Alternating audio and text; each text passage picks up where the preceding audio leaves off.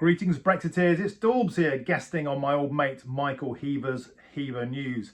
I'm sad to announce the death of the Conservative Party. It's been a long and slow illness, but finally, yesterday the Conservatives spluttered their last when Jeremy Hunt spewed forth his disastrous autumn statement.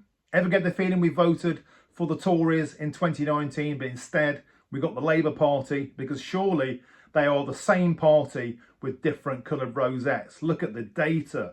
A 25 billion tax rise for the hard working middle classes. Disaster for small businesses, taxed left, right and centre. Stealth taxes on VAT. Also hikes on fuel duty, which they try to bury, which would be terrible for the hard working classes out there, the small tradesmen. And let's not even forget about the longer term consequences. More net zero madness when we know the answer lies beneath our feet in cheap British energy in the form of shale and, yes, even coal.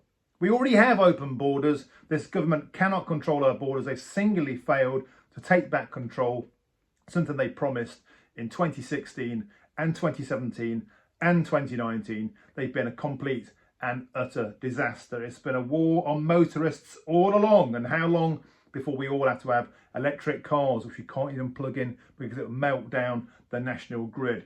And finally, the sacred NHS. Bloated, it needs to be looked at. Middle management slashed. Every job with diversity or net zero in its job title needs to be eradicated immediately and actually get this service back on track. But that can't be touched because, just like the Labour Party, it's a religion. Now, everyone that I know who's a Conservative voter is simply dismayed at this. There are polls out there at the moment, 70% of Tory voters are saying they are thinking of switching to Richard Tice's Reform Party.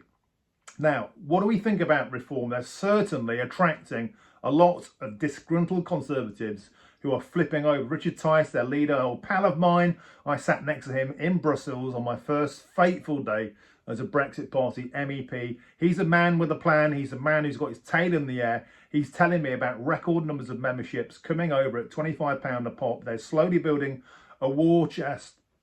Some things, though, I think need to happen before Reform really has that next rocket boost to be a serious contender. And firstly, we need to see some policies.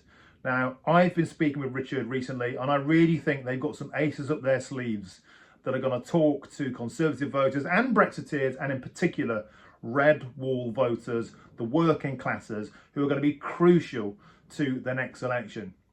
Secondly, we need to see some funding come in. And let's face it, which pro-business, pro-Britain Tory donor right now wants to give their money to the Conservative Party? They must be turkeys voting for Christmas, giving money to a party that hates entrepreneurship, hates people like them. I think we're going to see some serious money rolling in soon.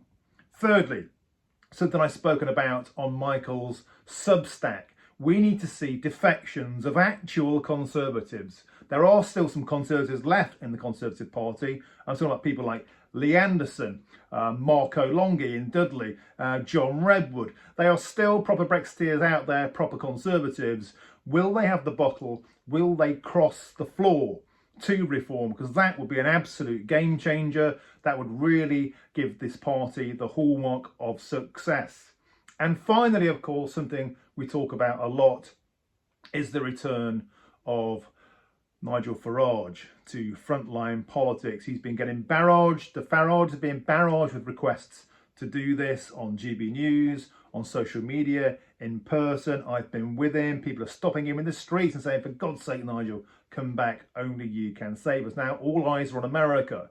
There's been quite a lot of movement over there. Is Trump the golden ticket he once was? Or is he a bit of a curse now? Will Ron DeSantis, the Florida governor, be a better bet, a safer bet for the Republican nominee for the presidential race in 2024? If that's the case, then Nigel's eyes might be less over the pond onto America and more onto domestic politics. And I think certainly with Nigel back at the helm and some big people coming in, we could see a serious movement. Certainly, it's one to watch.